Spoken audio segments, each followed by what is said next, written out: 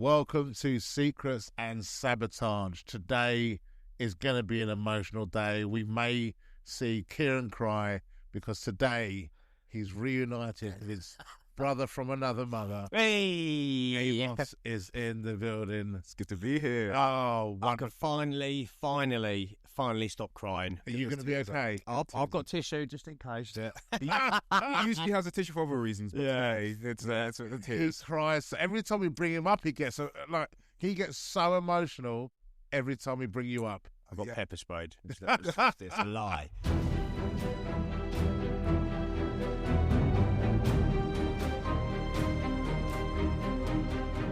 It is actually a really hard watch. Actually, it's a weird one because our series was the first one, and we didn't realize how mental we would go.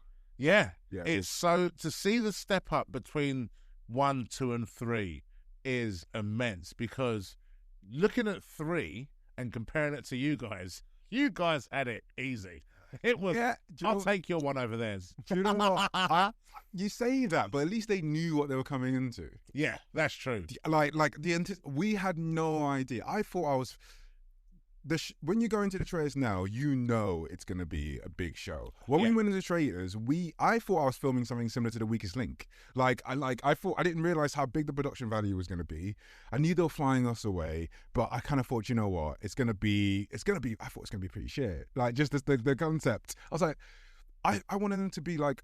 I said to them, are you going to tell everyone who the traitors were? And because I thought it was going to be like a murder mystery kind of thing. Yeah. But then I realised the show is basically just watching us go mental. That is essentially the show. The show is watching people have mental breakdowns and feeling better than them because you're not having one. And like I have people telling me like when they watch the show, it's like, oh, it's so obvious. I was like, yeah, because you've got 25 cameras showing you all the not everyone cameras. says that, and it is when I watch it now, especially knowing that you guys don't know, because I was the same. I remember watching season 1 going, how can you not tell it's them? And you try and get into your mind frame of going, well, they don't know. You're living it. You're living You it. really have no clue. Then you start looking at little tells, and we can see them. And it's so for a viewer, it's great. But for you guys being stuck in there, I always say to people, imagine all the things that people say about you that you don't know about, right? Do you have any emotional output about it? No, because you don't know about it, right? It's like that in the show. Like people, you've got friends in your life. You have people in your life who don't like you, but you think they're your friends, right? That's a horrible way to find out. Yeah. But it's like that. Like it's like a game of life, but people are really good at hiding their intentions. And when you're living a game, so like if you're playing like a 2-hour game where someone's lying to you, it's fine. But we just were living, and people were just lying about the fact that we're traitors or not. Like some people were lying about who they are, but very small amounts. And then, like when the camera's not there, you're talking to people about their families, their friends, what they do in their spare time, and they're just lying about the one aspect of a game that you kind of get forced into, so it doesn't feel real. Yeah, I think for watching it back as well, in season 1, you see all the comments going, how can you not see it? You read between the lines. It used to grate me a little bit.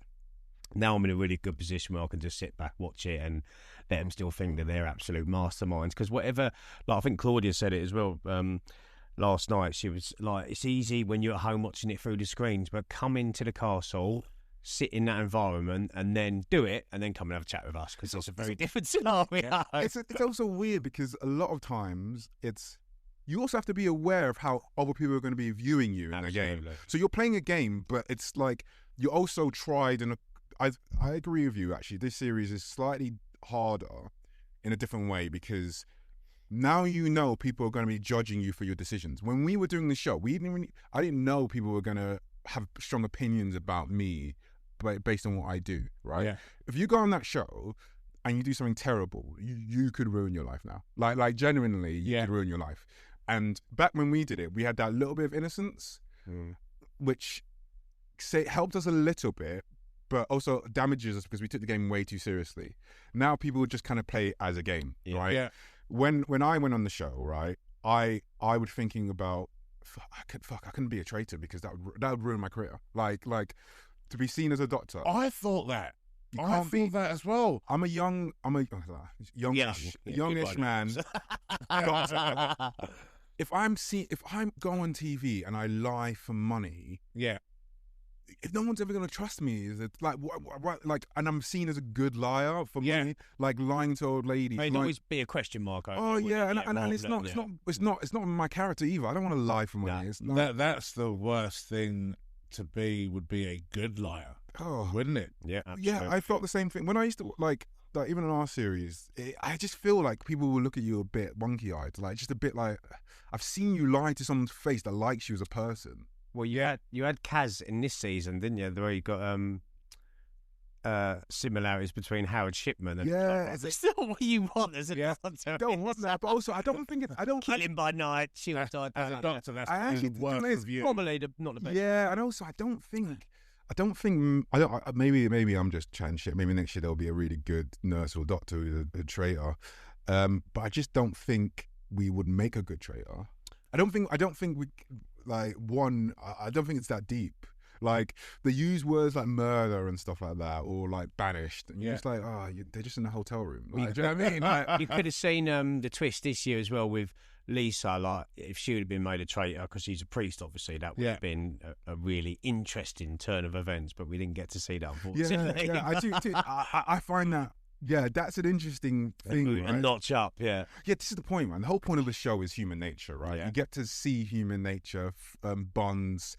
Like, the thing that people don't realize as well is that if you're playing the game, right, you generally just want to be friends with the traitors. Like if you want to survive long enough, you just have to be liked by one of the traitors because then they'll back you. Like, Well, I thought that, but this season was a little bit different because there was a lot. This season was a lot more tactical, and the traitors played a excellent game this year. mm-hmm.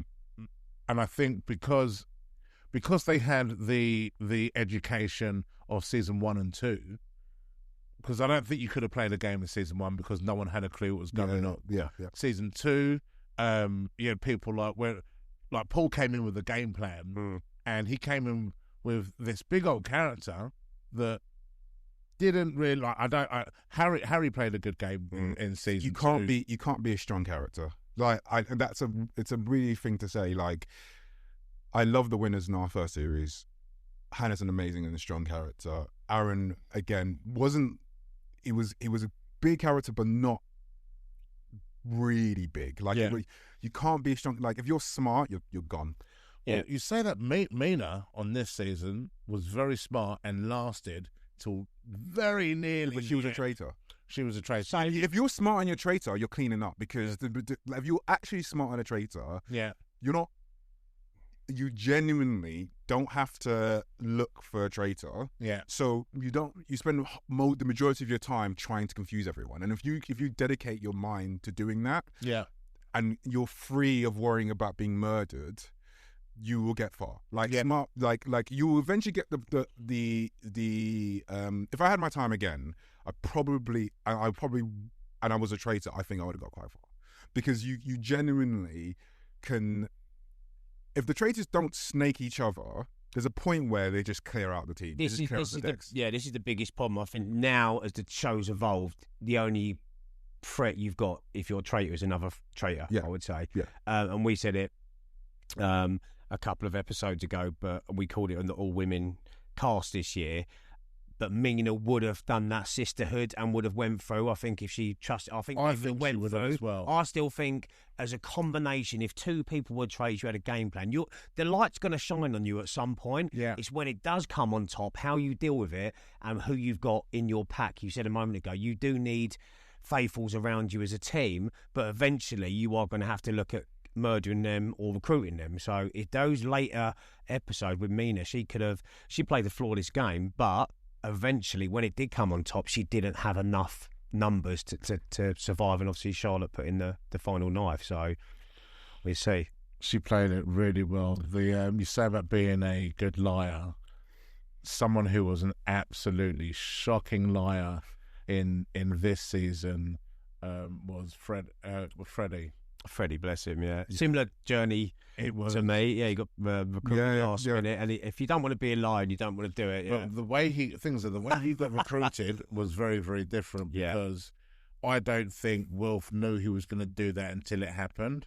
Where Charlotte had planned that whole thing she had all the information and she was ready to set him up for that big fall, which kind of worked. And if Leanne had kept that to herself about the Shield and brought up at the round table, then I reckon Charlotte would have got away with that even more. But it's only because she threw out the dice.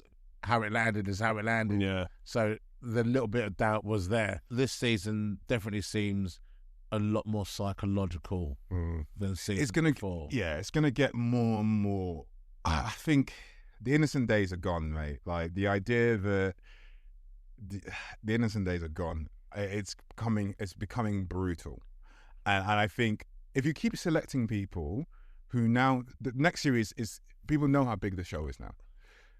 Everyone who applies will be applying because there's other things they want to get out of being on the show, not just playing the game. I think that's the same with all reality TV shows. That's the problem. But for this game, there's a jeopardy in this game because the first week is pretty much like random killings. Like so you can dedicate your whole thing and you're out in day one, right? And 22 people are on that show. How many people were remembered? Yeah. Even watching the final season 3, and they showed you who got murdered and banished along the way in order, and I literally thought, oh, I forgot about that person. Yeah. Oh yeah, they were in it. One of them was like, were they in season 2? I literally couldn't remember exactly everyone. And that is the case now. I think even from out of 22, there's probably about eight or 9 characters that will be remembered for various reasons. Not everyone's going to make it. Not everyone's going to make it. But what is making it? Like, it's one of those things where I actually think the best, and I think they've done really well with how they've got people on the show. I went on that show generally for the experience. Yeah. Like, things that have happened afterwards are incredible and great, and I love that. But I would have been at peace, and I still am at peace, if nothing came from the show. Right.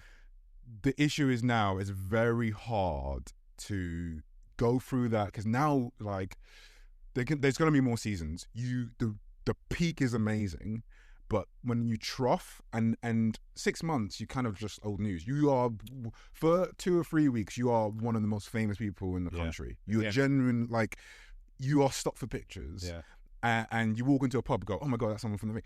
And that mentally, for a person who hasn't prepared, because fame shouldn't, we talked about this off camera, fame doesn't come free. Like, most people who are famous have a talent, right? Yeah. The reality world tells people that they can just exist and be successful. Even the people from Love Island or those shows who have succeeded, they were succeeding beforehand. Like, Molly May had her own successful YouTube channel before she ever went to Love Island. She's just done more of that, right? Yeah. Comedians, like, look at Hannah, crafting her, doing her craft. Actors doing their craft. The days of, and I think that's I exist, therefore I must be, therefore my existence is important, right? Yeah. Like, even stuff like presenting, I've done some presenting stuff. That is a talent. That's hard. Yeah. Like, talking and actually being as someone that people want to listen to, and reading and making it seem like you're talking to someone in the room takes talent. Like, I have had to practice that. You have to practice that, right? Public speaking is one of the biggest fears amongst people. It's called glossophobia, the fear of public speaking. Okay. And there's like a ridiculous stat. The amount of people I've had say to me, your job, I would rather do anything other than your job. And I'm like, I'm on a stage telling you my opinion. And even that, I had a surgeon tell me that my job was the hardest job he'd ever seen. Do you know what's crazy as well? Is that, like, so I signed up to an open mic night, not because I think I'm funny, just because I like doing stupid shit. Like, I'm not funny. So, but because I was doing some improv before, and it wasn't because I wanted to be a comedian. It's because it's a muscle, right? Yeah. You have to expose yourself to, like, genuinely, I've seen really good comedians. I used to go to comedy nights all the time. I lived in Crouch End, so downstairs at the King's Head is there. So I'm there all the time, literally there all the time. And I've seen comedians who are amazing, bomb, like bomb hard because they're trying new material, and you have to go through that process of just eking out your work. And the annoying thing is, I actually remember someone like showing, or like, it was when Dave Chappelle had like all that controversy and they showed his work through sets and they were like, oh, he's lost it. And I was like, you don't understand what comedy is. Comedy is genuinely honing down phrases, turn of phrases, and being shit until the last moment when you stop being shit. Yeah. And I wanted to work that muscle, because once, I actually think there's nothing better than bombing in terms of getting rid of fear. Oh, I think failure is the best lesson people will never learn from. Absolutely. Yeah, because there's a lack of, there is something that you gain from not fearing failure, and it comes from experience of it, right? Yeah. Because people think like the linear. So my career after The Traitors is the continuation of what I was doing before. I'm still a doctor. That like the process of doing and becoming good at something is the same. And if you find out that people who have succeeded in other avenues find it easier to go through the troughs, that's why it's a muscle. That's why like I signed up to some nights, because I know I can speak publicly, but can I read a room? Can I be, because when I talk, I'm normally talking. Pressure. Yeah, I'm normally talking about stuff I know. So when I'm talking about stuff I know, it's easy. People go, "Oh, how'd you go on TV?" I'm like, I'm chatting shit about things I studied for 7 years. If you ask me a medical question, I know it because I've studied it. Muscle memory, yeah.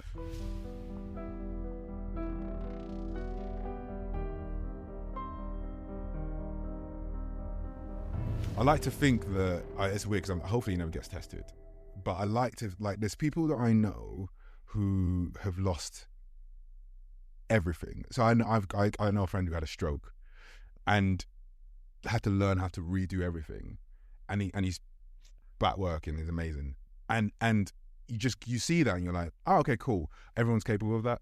Like everything else. It's a scary thing to go through as well. Absolutely. Yeah. I had a TIA. Yeah. And a mini stroke. Yeah. And even though it's a mini stroke, I was fine within 24 hours. But that was the longest 24 hours, and it felt like I was trying to learn how to speak again because I couldn't get words out. There are people that ask me questions, and I physically couldn't get my brain to tell my mouth to say words. Oh, yes. It's scary. And hearing people talk and then learning to say the words, then you wake up in the morning and it's past. But that day was horrible because you think, this is my livelihood. I have to be able to talk. Yeah. This is what I mean. Like, it's like breaking your hand and being a surgeon. That's why, like, when you talk about The Traitors, right? It is, and I've listened to your podcast. To me, it's a trauma, man. Like, it's like a big life. You always say that. Yeah. I say it all the time because people don't realize. Like, loads of people go, "It's the best thing that's happened in my life." I'm like, people that ask me, I'm like, Well, you made a good point earlier. I think Zach referred to it as well when we had him on. You're quite right. For us, it's a bit different. We're a bit of a slow burn. We've been out sometimes before, and we've had queues of people waiting for photos from us. Just going into the pub, literally, like, absolutely bombarded with photos. We went out the other day, which is lovely. But like Zach said the other day, after the 3 months, it does disappear, and it's like, how do they deal with that stopping? Do they want more of it? How do you deal with that? It's dopamine, man. Our brains. I honestly. That's the reason why I try and keep myself as steady as possible, because I do think that I worry about. I message all the cast. I message them every time, like every day, and it's never like, "Yo," I don't post much about The Traitors. I don't talk about The Traitors. Like for me, it's like, I know that you're gonna go to get this dopamine high. You, like I said, for a month, you are one of the most famous people in the country. Yeah. That dopamine spike, and you get yourself on this conveyor belt where you're chasing.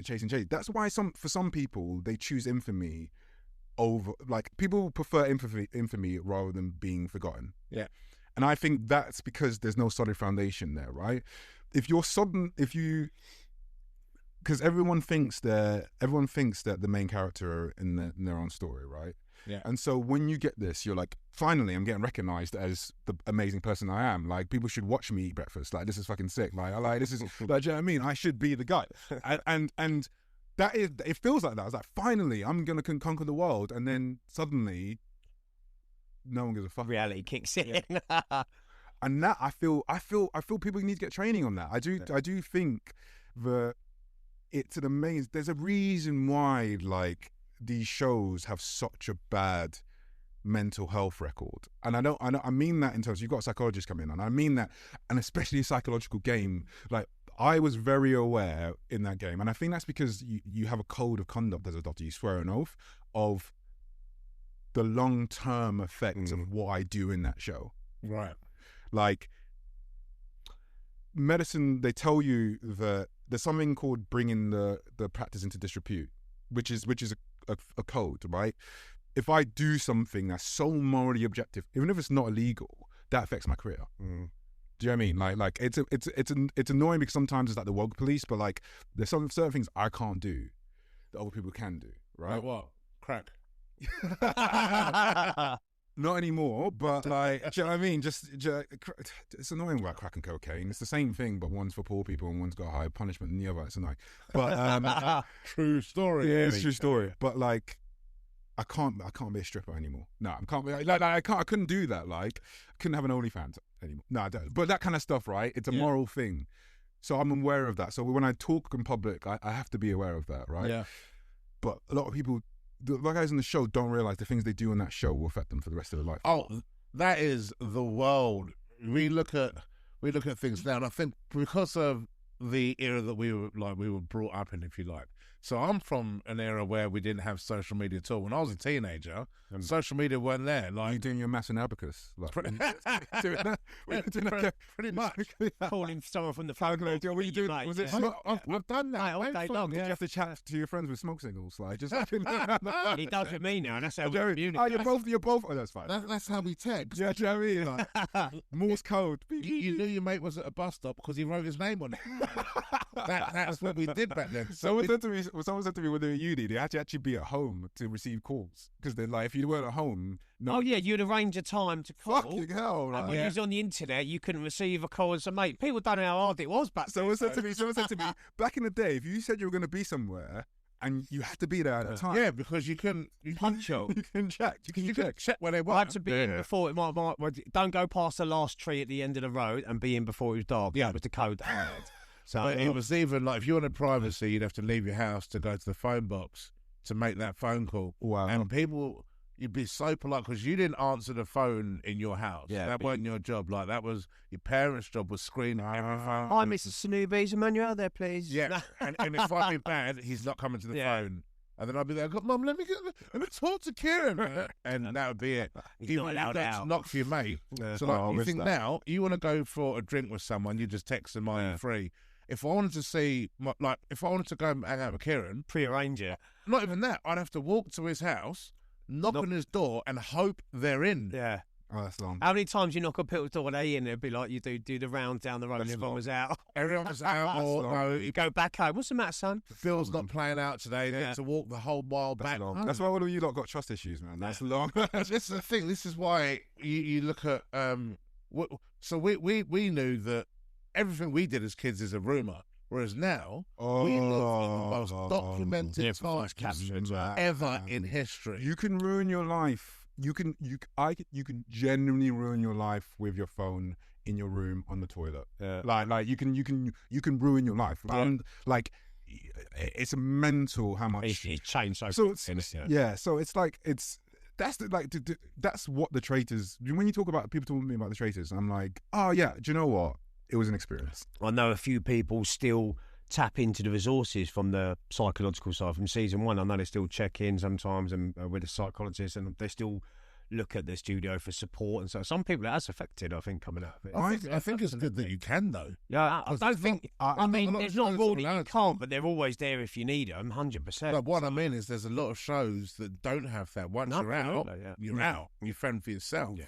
Yeah, and I think Trace has to, and I think Trace has to even more now because the game within the game is like, I genuinely think that all of us were in some form of psychosis. Like, you can't be paranoid that whole time, and for days and days and days and days and end, and come out well from it. Yeah, like even when we came out, like we still. you don't know who to trust as friends. I wasn't right. For like I've said it many times. 3 weeks it took me. I was waking. I was having nightmares. Yeah, and gameplay. I was having nightmares. No. I actually asked my partner. I was like, "Can I go? Is it?" I used to call downstairs reality. Yeah. Because that's what it was. Upstairs was like reality. Downstairs. Yeah. And I need to discuss the bromance. So I know how he felt when he lasted 30 seconds, got kicked out of the show straight away. How was that for you? Because you think at that point you didn't know each other. Because you two, that was a big trump. That was the moment. That was the making of your bromance. Do you know what it is? It's the thing about the Mount Rushmore of the show, right? Whenever the show finishes, that moment is when people were like, "This is the traitors, man. This is like, no matter what, that was within the first 2 minutes. That will always go in the Mount Rushmore of." How did that feel? I honestly was in shock at the time, but I think, if I remember correctly, I went to the end and then Kieran followed me afterwards, right? I think at that point I'd realised that I always approached the game the same way, which is whatever happens, happens. I'm not going to take it too seriously. Yeah. I can't do anything stupid, right? It's a reality TV show. I don't know what they're going to show and what not to. But that was really stupid of me. But like, to go to the end, I remember thinking, fuck, I've just come all the way here for nothing. Right. Nothing. And also, I was uniquely aware now that, like, I was like, don't do anything memeable. Like, that's don't do anything memeable. Don't do the Michael Jordan cry face. Don't do anything that the internet can turn into a 2-second gif. Walking down the driveway, and I said, "We're going to become a meme," you know? Yeah. Like, no, we're fucked. Don't. We're absolutely fucked. Be boring. Don't say anything. Yeah. Don't say anything. Don't go, what the fuck? Don't say anything. And I just remember just thinking, jumping like weeks or days ahead, thinking like, how am I going to deal with knowing my friends and my work colleagues and stuff like that, just knowing how I'm going to get apps. It's going to haunt me because we knew it was big. The thing about that people don't realise is that in that moment, after getting off the train, when we got there, we realised how big the show was going to be, because we saw the castle, we saw how many cameras were set up, how many people were there, and how, like... And we didn't know it was Claudia. We didn't know it was Claudia either. We didn't know our first season, we knew it was a big female presenter, but we had no idea. I didn't even know it was female. I didn't know it was female. I actually thought it was going to be... I didn't know who was... I heard... I was told it was female, so I thought it was going to be a big presenter. I didn't know who it was going to be. And then Claudia walked out from the thingy, and we were like... It was like you said, so like a holiday. That reaction was real then. Yeah, I thought it was going to be Darren Brown. I genuinely thought that makes sense. Like, it's the kind of like psychological theory that Darren Brown would be doing. That's what I thought. I didn't know it was going to be female. Yeah. But that was the moment I was like, oh, fuck. And like, this is a big show. Like, they've got drones following us. Like, this is a big show. And you saw how, like, the production value in it. Yeah. And then like the peak of excitement. Yeah, and then it was like, oh, all right. Wow, it's done. And I thought it was done. And we left. Mental. Remember sitting in the car, we were just basically like it's such a surreal experience. Remember sitting in the car, and both of us like naughty school children, just with our head down, just both thinking about how we're going to deal with this. It's like, all right, at least I'm going home now. That was it. I was like, oh no, and you just silence when it in the car for us, for like just sitting there going, fuck, what have I done? What an idiot. What an idiot. Yeah, but really, like I've said it a few times, that in that moment of complete and utter devastation was actually the beginning of our journey. Yeah. Actually, it's the start of our journey. Have you watched your season back? Once. How was that? I only watched it once on purpose because I didn't want it to rewrite my memories. Okay. When you see like I love that. Doesn't it? Wouldn't have done that a little bit because you're not in control of the edit. Exactly. I don't want it to rewrite my memories. I remember how people were, not how they were portrayed. Right. Okay. Right. There's a few people who got a nice edit or bad edit who I didn't remember like that, and I didn't want that to dictate how I felt about them or the show. Like, I like my memories from the show. I like even though I call it a trauma, I like the bits that were off camera. I like when we were sat in the tent before the task and joking around. I like those moments which were like the bits I remember that I love to remember aren't ones that were caught on camera. So I don't want the bits that they'll call camera to take over those memories. Yeah, okay. I've watched it, and I watched it when it was out, and I remember thinking, this is a good show. I remember thinking, oh, this is they've done so well here. Yeah. And there was an element of, I like the people that were a part of the show, so I wanted it to be successful. Not just the cast, like the people in the castle, like all the runners, everyone that was involved in it. And so that was for me like the reason why I watched it. That was really nice. You say the memories as well, when we had the dinner party and we all got dressed up, and there's a photo of us, or a photo of Annie, obviously the bit in the episode where we're all on the gravel looking across to the trees, the hill and that, and there's always our backs there, having a photo of each other, all dressed up, and that was like a little let out. So we've gone quite far in it, but that for a moment was a really good memory. There's a scene that me and you had at the fireplace before you got the kiss of death. We had a real good one-to-one. We're saying both are saying, well, one of us might be killed tonight. That didn't make, unfortunately. And I don't want to see that, because I know that was my episode. Yeah. And I know we sat there, didn't we? And we had a plan. We sat there talking for a minute ago. What would happen scenario? But that unfortunately didn't make the cut. Which I'm gutted about that one. How did you feel when you watched it back and you saw your brother? Oh, that was hard. Crying. That was actually hard. That was the hardest bit. That actually, no, genuinely. You're so much nicer than me. I'd have been on the phone to you straight away. Wanker. Oh, he did do that after. He went, no. When you know I'm not dead, right? Yeah. I was like, yo. I was like, mate, I was back home drinking cocktails. What the fuck's wrong with you? It was hard. Do you know why it was hard? It wasn't hard because, obviously, I know Kieran now, and we're good friends. We're good friends, and Andrew. It was hard because people were really affected by the game. It's one of the weirdest things for me that, like, people that have not done reality TV, and I used to be that dickhead. I used to be always like, shut up, you've known them for like a day, grow up. How can you be in love? Shut up, you idiot. Yeah. But it is unbelievable. It's like how quickly you can bond. Like, it's human nature. Like, you're in a traumatic experience. Your family's not with you. No one you care about is around you. You form alliances, and those replace your family. Like they're like blood bonds. Like you. Like that's why people hate it when people genuinely hide the fact there's someone else there that they know. So like, if you've got a relationship with someone. You've got something that someone doesn't have, someone they can fully trust, right? Like, so when you find the people that you can trust, right? I'm not talking about the traitor stuff, but like, just like you can tell stuff about. That's why when like the people, Alex and Tom were like in a relationship, people got so angry about it, because they weren't angry about the fact they were angry they hid it, because no one else had that emotional comfort. No one else had that like person that they can look to when they were anxious, because you can talk to your family because you were away from you can talk to your friends. No one that knew you. So having a deep romantic relationship that was there was such an advantage for your emotional well-being. That's how I describe our relationship, really. Yeah. We're getting married next time.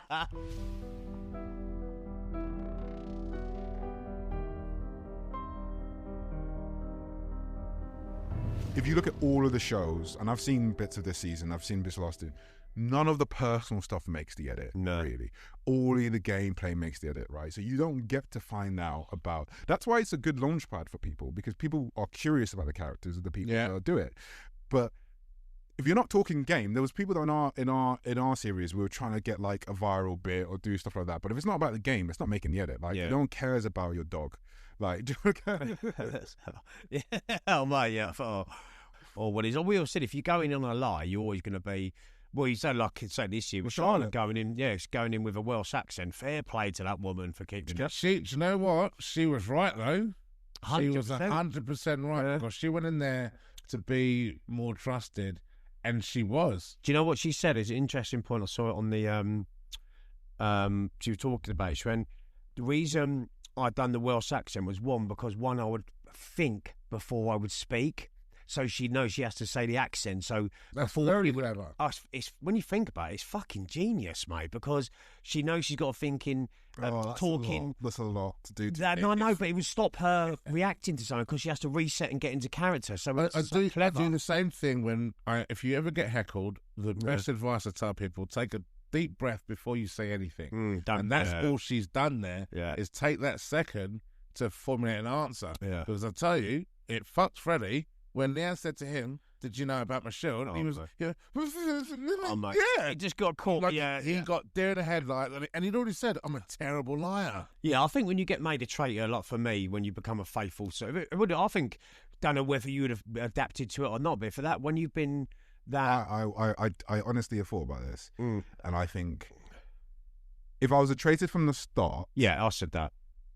I think I would have dominated that game, and I But mean that, and I if mean you- that. If I like, because essentially all you're lying about is one thing about you. Well, as long as you which is- kept me until the end, I'll be all right. Yeah, essentially you're lying about one thing about your personality. Do you think there's a moral way to be a traitor from the beginning? I think if it's and so the thing that you said that's really interested me as a doctor, you don't want to be seen as a good liar.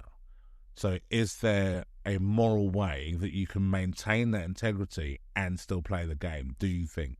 okay, well, the truth of it is, if it is, the problem with the traitors is it blurs the line between reality and a game.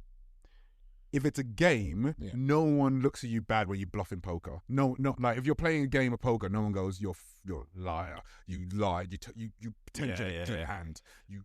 Good, but that's the good game. like That's that, the game. But That's the trait. actually exactly how I played. Yeah. You see the threats. You lied. You. He got a flick knife out last night. He was like that with a taser underneath the table last night. Tell me what you got. No, but like, and I think as it morphs into, it's just a game. It's just a game. It's just a game. That's fine. But the problem with the traitors is that even for the audience, they like characters and they like people, and they read Gravitate, didn't they? yeah, and they read things into choices which aren't always there. Like they read sexism or they read like racism into choices that people make, which are just random. Do you see what I mean? So in a game like The Traitors, you can pretend it's just a game, but there's enough people who will moralize your behavior. Yeah. Do you see what I mean? Like you can always say, look, it's just a game, but because there are people crying Wanker. and generally upset, and there's like when you lose a hand of poker, right? The only thing that hurts you is your wallet, right? You're not unless, but when You got to go casino with me. Yeah. I'm flipping tables. but when they're zooming in on like Andrew crying, like it's very hard for the audience to see it's just a game. It's a great premise of a show. It is honestly ingenious because the show is for the audience. I have to separate myself as being someone that's been on the show. Yeah. Because everyone will see what they want to see in the people in that show, right? Yeah. I have to remind myself that no one really knows me from that show, right? But if you're in a weird place about a certain group of people or a certain place, the casting's always amazing. It's amazing and diverse. You read into their behavior what you want to, and it's a very good way of shining a light on how the people look, right? I remember speaking to one of the traitors, and he was saying like we were really conscious about killing certain people off because we didn't want that to look bad on why we were doing that, right? Yeah. Maybe ageism, so someone find it hard to do a task and stuff like that, or racism. Like I look at the demographic of finalists in that show, and I'm like, oh, it's very homogenous. Like there's not many different people that get to the last round. Like it is very people that can go under the radar. Yeah. Yeah. If you have any defining feature that makes you stick out, you're not getting to the final. I mean, besides Meryl, and she was very quiet, it's very hard to get to the final of that show. For whatever moral compass reason, wouldn't vote for certain people. And for someone like Meryl, like sailed through. She was. I feel bad for Meryl because she was a great character. They didn't She's show fantastic. She didn't show as much. Yeah. She was a really funny character. Yeah. There was really Loved her. amazing moments that they make Yeah. time for. That's another reason why. Like she's not featured as much. I just remember laughing so much at stuff she said. like I remember them like the Red Bull stuff. Like Red Bull ban, yeah. the Red Bull. Red ban. Bull Meryl, that's how I know. And Oh my God, That. she honestly, it was, and that's what I mean. Like those little trinkets. you Like know what? If I was a traitor, I'd flip a coin. I would actually murder people randomly. yeah, Let fate decide. Yeah, at Heads. least then, do you think even from a viewer point of view, my conscience is clear? It's going to be, I'd find a way to make it completely random and then just see, because I think that would be interesting because it's like, you ever try to play chess against someone who doesn't know how to play chess? Oh. You can't figure out what they're doing. Yeah. So I think as a traitor, if you left it completely random and then just see where the chips fall, the faithfuls wouldn't be able to figure it out because there's no rhyme or reason as to why that person was gone. They can't. The selection of the traitors is very important because they can't cast two good traitors. No, we've seen that this year. I think you can't cast people who would make good traitors. You have to cast people who would make bad traitors. And I'm not saying bad traitors as in they're not good at life. May make some slip-ups. Yeah. May make some slip-ups or view being a traitor differently to how it is, because there is a nuance of being a traitor which I've never experienced, but I imagine just from how the filming went is really hard days, really like keeping a secret from people. If you have any form of empathy, which I believe the majority of people do, being a traitor is really hard. Yeah. Because you have to live with the consequences of your actions daily.